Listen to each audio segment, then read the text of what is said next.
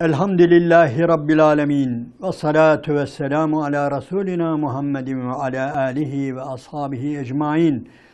Allah'ın selamı, rahmeti, bereketi, feyzi, ihsanı üzerinize olsun aziz ve muhterem kardeşlerim. Bir Kur'an İklimi programında yine birlikteyiz ve Enfal suresi üzerinde sohbet ediyoruz. Ve Enfal suresinin Bismillahirrahmanirrahim. فَلَمْ تَقْتُلُوهُمْ وَلَاكِنَّ اللّٰهَ قَتَلَهُمْ. Onları sen öldürmedin, lakin Allah öldürdü. وَمَا رَمَيْتَ اِذْ رَمَيْتَ وَلَاكِنَّ اللّٰهَ رَمَى. Attığında o okları sen atmadın, Allah attı. Ayeti kerimesinin üzerinde kalmıştık. Ve وَلِيُبْلِيَ الْمُؤْمِن۪ينَ مِنْهُ بَلَاءً حَسَنًا. Ve bu şekilde Allah-u Teala müminleri güzel bir şekilde imtihandan geçiriyordu buyuruyor Allah-u Teala. Evet, bu gerçekten Allah-u Teala'nın müminleri güzel bir şekilde imtihandan geçirmesi. Hem gösteriyor, hem öğretiyor, hem savaş kazandırıyor, hem imanlarını artırıyor ve hem de bu işi yapanın Allah-u Teala olduğunu kendilerine belirtiyor ama kendilerinden de bir şey bekliyor, bir kıpırdama bekliyor. Elbette yani belki biraz hafif kaçacak ama bir gün rızık efendim kimdendir diye bir tartışma yapıyormuş birileri. Akaidin böyle biraz kelamın fazla öne çıktığı, mezheplerin çok arttığı bir dönemde rivayete göre demişler ki işte Allah-u Teala herkesin rızkını verir. Bir kısmı da demiş ki hayır, birazcık kıpırdamamız lazım. Yani biz çalışacağız ki Allah rızkı verecek. Öteki demiş yok, rızkı alallah, ister çalış ister çalışma verir falan. Böyle bir münakaşa. O zaman biri demiş ki ben madem öyle hadi hiç kıpırdamadan evine gir, hiç kıpırdama, evde dur ve ondan sonra da rızkın gelsin bakalım nasıl gelecek diye bir inat yapmışlar. Bunu ispat etmeye çalışmışlar. Adamın bu iddiaya girenlerden birisi çekilmiş evine, artık hiç kimseye bir şey demeden öyle rızık bekliyormuş. Çekilmiş bir yere yatmış, birkaç öğün geçmiş, acıkmaya başlamış falan, gelen yok, giden yok, şey yapan yok. Aradan bir gün geçmiş, 24 saat bayağı bir acıkmış. Sabah namazından sonra adamın kapısının önünde bir ayak sesleri, birilerinin sesleri duyulmuş ve meğer bir cenaze varmış. O cenazenin de helvası dağıtılıyormuş. Helva ve ekmek dağıtılıyormuş. Ve bunun kapısını vurmuşlar. Bu hiçbir şey dememiş tabii anlaşmaya göre. Ayağa kalkmayacak, kapıyı açmayacak, almayacak falan. Onun için hiçbir şey dememiş. Kapıdakiler münakaşa etmeye başlamışlar. Ya evde yok herhalde bu adam, götürelim, bırakmayalım buraya, helva ekmek bırakmayalım demişler. Bir kısmı demiş ki ya bırakalım yani gelir, mutlaka gelir ve kapıyı açtığında görür alır. Biri demiş ya kedi köpek yer, başkaları yer, bırakalım bırakmayalım falan derken en son bırakmamaya karar vermişler, dikkat edin, zayi olur diye. Biz bırakmayalım, yok adam evde, onun için gidelim demiş ve gidiyorlarmış. Bu adam içeriden demiş, aynen böyle demiş. Hemen geri dönüyor, tamam içeride var, birileri var demişler. Kapıya bırakmış gitmişler. Daha sonra tabii gündüz olmuş, toplanmışlar, bu iş nasıl neticelendi onun kararını verecek. Evet, ne diyorsun deyince bu iddia eden adam, yani hiç kıpırdamasak da rızkımız gelir diyen adam demiş ki en azından yine de bir dememiz lazımmış demiş. En azından bir diyeceğiz ki bir şeyler olacak. Yani bu da böyle yani. Yani kesinlikle Allah-u Teala ne yapıyor? Yani ayağa kalkana, küfre karşı durana güç veriyor, kuvvet veriyor, bir şeyler yapana zafer veriyor. Bunu burada görüyoruz. Ona düşen de nedir? Bu işin Allah'tan olduğunu bilmesidir. İnnallâhe semî'un alim. Şüphesiz ki Allah işitir, görür, bilir her şeyi. Zâlikum ve ennallâhe muhinu keydil kâfirin. Bu ayrıca bir de kafirlerin hilesini Allahu Teala'nın giderdiği, yok ettiği olaydır bu. Allahu Teala'nın böyle bir de yani Allahu Teala'ya düşen bir de kafirlerin oyununu, hilesini bozmaktır. Muhterem izleyenlerim, yani önceki söylediklerimizle çelişkiye düşmüş olmak değil de Kur'an-ı Kerim'in neresine bakarsanız mekir, yani kafirlerin nedir? Kafirlerin bir planı, programı, bir oyunundan bahsedilir ya, ve mekeru ve mekerallah. Burada iyi dikkat ediniz. Mesela ve a'iddu lehum mastata'tum min kuvve. Yani bir ileride gelecek bu ayet-i kerime bu sure içerisinde kafirlere karşı güç hazırlayın, kuvvet hazırlayın, binek atları hazırlayın ayet-i kerimesi var. Nedir bu? Yani kafirler size karşı nasıl hazırlık yapıyorsa siz de onlara karşı öyle bir hazırlık yapın diyor Allahu Teala. Yani kafirler eğer at besliyorlarsa, bilmem savaş için antrenman yapıyorsa, bilmem kılıç yapıyor, o kalkan yapıyor, siz de yapın diyor. Ama dikkat edin, çok önemlidir. Eğer kafirler bir oyun kuruyorsa, içlerinde, kalplerinde bir projeleri, bir hileleri, bir tuzakları varsa, siz de aynen onu yapın demiyor Allah-u Teala. O bana aittir. Dikkat edin, burası çok önemli. Ve mekeru ve mekerallah. Yani onlar plan, proje, hile, tuzak kuruyor, siz de onlara kurun demiyor. Onu bana bırakın diyor. Onların oyunlarını, onların desiselerini, onların hainane programlarını bana bırakın diyor. Siz zahiri olarak size düşeni yapın, öteki işlerini bana bırakınız diyor. Burası çok önemlidir. Tarih boyunca iyi dikkat ediniz. Allahu Teala var ya, yani kafirlerin oyunlarını bu anlamda da bozuyor. Yani nice savaşta, nice kötü teşebbüste, nice hilede, nice tuzakta hep Allahu Teala var. Müminler yok. Allahu Teala onların tuzaklarını, projelerini, düşüncelerini alt üst ediyor. Evet, burası çok önemli. Yani burada kıl payı bir şeyi birinden ayıracağız. Yani çünkü bizim gücümüz yetmiyor bazen. Kafirler toplanıyorlar, efendim Mossad'ıydı, CIA'ydi, bilmem neydi. Yani elbette bizim de buna benzer haber alma şeyimiz falan var, o ayrı bir olay.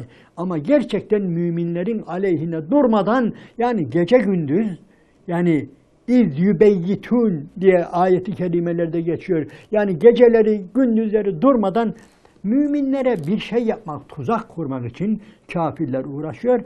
Allahu Teala burada elhamdülillah yani bizi zor bir göreve sürüklemiyor.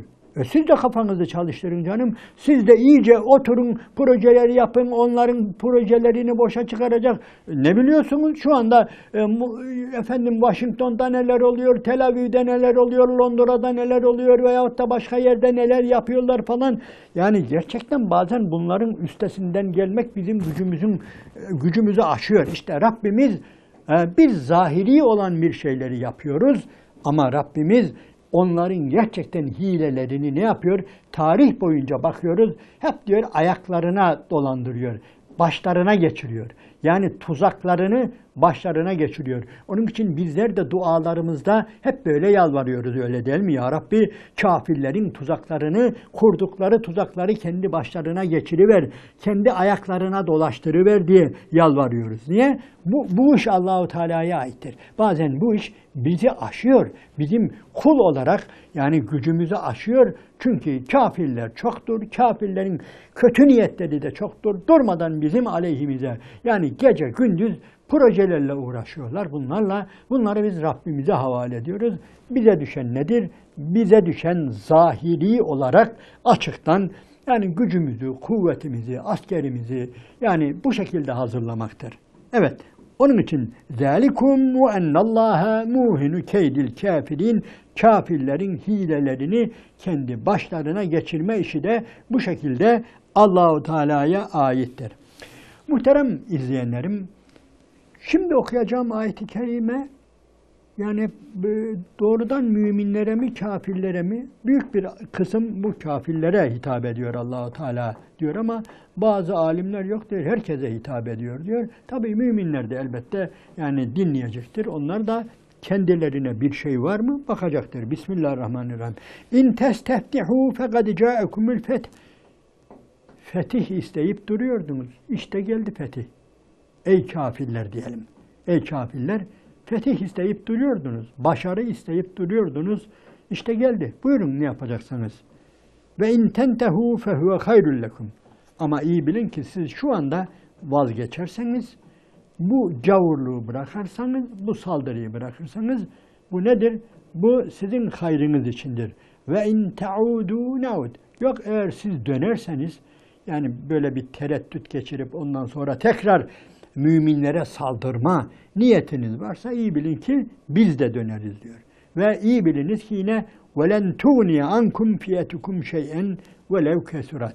İstediğiniz kadar çok olun, sizin bu çokluğunuz size hiçbir fayda vermeyecektir. Ve özellikle وَلَنْ تُغْنِيَ عَنْكُمْ فِيَتُكُمْ شَيْئًا başınıza gelecek hiçbir belayı çokluğunuz önleyemeyecektir.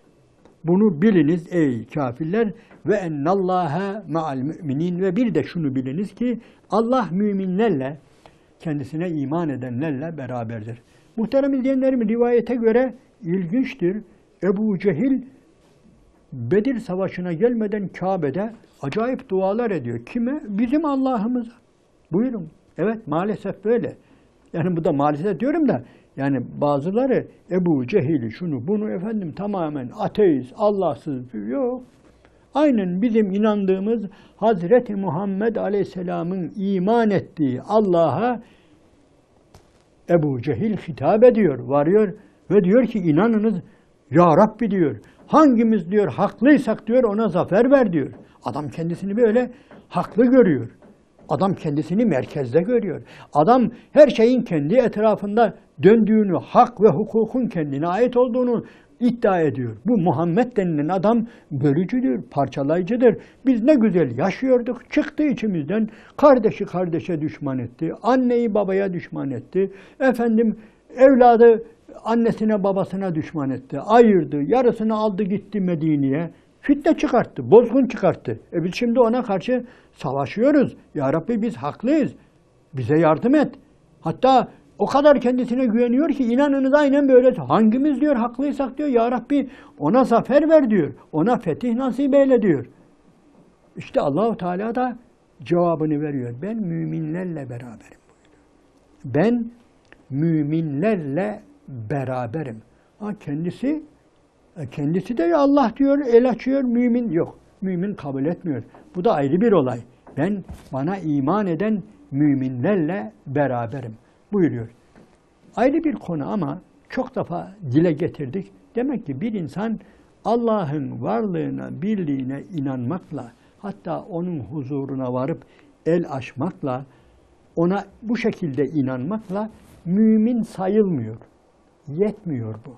Öyle olsa zaten İblis de öyleydi. Öyle değil mi? Yani varıyordu. Vardı Allahu Teala'nın zaten başlangıcı Allahu Teala ile beraberdir. Ve ondan sonra kovuldu biliyorsunuz. İblis kovuldu öyle değil mi? Secde etmeyince Allahu Teala fahruc minha, fehbit minha dedi. İn oradan, defol oradan, git oradan dedi. Ne yaptı? Başka bir yere mi gitti muhteremler? Başka bir tanrı mı aradı? Başka bir ilah mı aradı iblis? Biliyor. Allah'tan başka ilah yok. Allah'tan başka kapısına varılacak yok. Allah'tan başka el açılacak biri yok.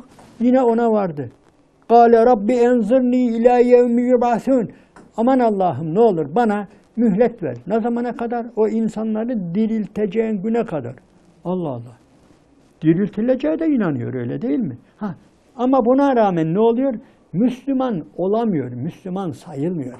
Müslüman olabilmek için başka şeyler lazım. Yetmiyor bu. Allah vardır demekle, Allah birdir demekle, Allah bizi yarattı demekle Müslüman olunmuyor. Başka şeyler. İşin içinde Muhammedur Resulullah vardır, o Allah'a teslim olmak vardır. Yani iblise yani konuyu dağıtıyoruz ama bunları geçiştirmememiz de lazım. Çünkü bu ayette sebebi nüzulüne baktığımızda söylediğim gibi Ebu Cehil ve avanesinin Allah-u Teala ile böyle bir probleminin olmadığını görüyoruz. Ama buna rağmen nedir bunlar? Kafirlerdir. İblis de aynen öyleydi. Yani iblis nedir? İblisin en önemli özelliklerinden birisi muhteremler bu gözden kaçıyor. Yani İsra suresinde bu biraz daha açıklanıyor. Hani bu ve iz kulna lil melaiketi iscudu li Adem fesecedu illa iblis. Benzer ayetler var biliyorsunuz. Hani biz işte meleklere emretmiştik ki Adem'e secde edin diye. Hepsi secde etti, iblis hariç buyuruyor ya. İşte iblis bu İsra suresinde bir kelime kullanıyor. Kâle escüdü limen halakte tîna. Demek şu çamurdan yarattığına ben secde edeceğim ha. Dikkat edin bu sadece kibir değil. Evet kibir var. İstikbar, kibir var. Ama bir şey daha var. Yani şu verdiğin emre bak. Haşa. Öyledir. Şu verdiğin emre bak. Ben secde edeceğim öyle mi? Ben bu iblise olacak şey mi yani? Ve sen de bunu biliyorsun. Ve benim secde etmeyeceğimi bile bile bu emri verdin ve beni böylece yani su yüzüne çıkarttın. Benim böyle yani secde etmeyen birisi olduğumu ortaya çıkartmak istedin sen. Yani güya beni azdırdın. Öteki kelimelerde de öyle diyor. Galefe bima agveyteni, beni azdırdığından, benim azgınlığımı deşifre ettiğinden, benim secde etmeyecek birisi olduğumu gösterdiğin, açığa çıkarttığından dolayı işte ben de yemin ediyorum ki işte senin o kullarını şöyle saptıracağım, böyle saptıracağım. Yani muhteremler imanı iyi anlayalım diye bunları söylüyorum. Yani Allah vardır demekle, birdir demekle bu iş olmuyor. Çünkü Ebu Cehil böyle bir adamdı, Kabe'ye varırdı. Belki Kabe'yi Peygamber Efendimiz'den çok tavaf etmiş de olabilir. Onu da söyleyelim. Ondan sonra nedir? Kabe'ye varırdı, tavaf ederdi. Allahu Teala'ya el açardı, yalvarırdı. Ve Peygamber Efendimiz'i de bozguncu, sapkın birisi olarak görürdü. Hani Firavun da Hazreti Musa'yı öyle görür diye ve gâle firavunu zerûni aktül Musa vel yedu rabbe inni ehâfu en yubeddile dînekum ev en yuzhira fil ardıl fesad. Yani Firavun dedi ki getirin şu Musa'yı öldüreceğim onu. Niye? Korkuyorum bu sizin dininizi, gidişatınızı, hayat tarzınızı değiştirecek ve bir de fesat çıkaracak, terör çıkaracak, bozgunculuk çıkaracak diyordu. Onun için aziz ve muhterem izleyenlerim bu ayeti kerimeleri bu şekilde yani illa sündürmek, uzatmak değil, işin içinde bunlar da var, bunu görmemiz lazım. Demek ki birincisi وَلَنْ تُغْنِيَ عَنْكُمْ فِيَتُكُمْ شَيْئًا. Eğer diyor ey kafirler dönerseniz iyi biliniz ki biz de döneriz. Yani hala Allah-u Teala merhamet ediyor. Bedir'e gelen o müşrik Kureyş'e merhamet edin. Bak geldi. Yani savaş bitmedi daha. Yani veyahut da bu savaştan sonra gelin. Yani imana gelin. Yani çokluğunuz size fayda vermeyecek. Bakın onlar 300 kişiydi. Siz 1000 kişiydiniz. Süvariniz daha çoktu, kılıcınız daha çoktu, atınız daha çoktu, savaş aletleriniz daha çoktu. Ama Allah müminlerle ve ennallâhe ma'al müminin. Allah müminlerle beraber olduğundan dolayı ne yaptı? Onlara zafer verdi. Size zafer vermeyecek. Ve Allahu Teala gerçekten sadece yani ne bileyim böyle bir taraf tutma değil, onlar da onun kulları biliyor. Yani kendi kullarıdır. Kureyş'i de kendi yarattı. Yani onları cehenneme atmaktan zevk almaz. Daha hala bütün şanslarını kullandırtıyor. Onu demek istiyorum. Yani madem nefes alıyorsunuz, madem ölmediniz, evet yenilmiş gidiyor olabilirsiniz şu anda. Yani Bedir'de evet 70 tane büyük yani liderlerinizden 70 kişi gebertildi, 70 kişi esir alındı. Ama bakın yani gelin yani iman edin. Yani bu defa olmadı öteki defa kazanırız falan diye düşünmeyin. Yani gelin iman edin Allah müminlerle beraberdir. Bunu unutmayın. Allahu Teala her zaman müminlerle beraber olacaktır. Muhterem izleyenlerim, birileri der ki ya bu ayetler Peygamber Efendimiz'e iniyor. Yani kafirler nasıl duyuyor? Duyuyorlar ha. Yani bizim öyle okuduğumuza göre, İslam tarihinden okuduğumuza göre aziz ve muhterem izleyenlerim, hani o günün gazetesi yok, efendim ajansı yok, bilmem nesi yok, şu bu yok. Ve inanınız ki okuduğumuza göre kafirler de öyle inen ayetleri bekliyorlar. Münafıklar da zaten münafıkların işi gücü ayet beklemek. Niye? Foyamızı ortaya çıkaracak ayetler ha indi ha inecek diye. O ayrı bir olay. Kafirler de hep inen ayetlerden haberleri var. Çünkü ortada dolaşıyor. Muhammed'e Rabbi şöyle demiş diye. Ha, ister alay ederek söylesin, ister inanarak ama haberleri var. Haberleri var. Bu ayetler olduğu gibi müşriklere de ulaşıyor. İnen her ayetten Ebu Cehillerin, Ebu Leheblerin hepsinin haberi var. Onun için alimlerimizin bir kısmı bundan dolayı şüphe ediyor ki ya bu ayetler acaba doğrudan Müslümanlara mı indi yoksa kafirlere mi hitap ediyor? İn testeftihu fekad ca'ekumul feth. Fetih isteyip duruyordunuz. Buyurun fetih geldi, ne yapacaksınız? Yani savaş böyle neticelendi. Yani size böyle bir şey olmadı. Yani fetih nasip olmadı size. Ama bakın bundan sonra olsun hiç değilse geri dönerseniz bu sizin hayrınızadır buyuruyor Allahu Teala. İnşallah kaldığımız yerden sohbetimize devam edeceğiz. Şimdilik Allah'ın selamı, rahmeti, bereketi üzerinize olsun çok aziz ve muhterem kardeşlerim.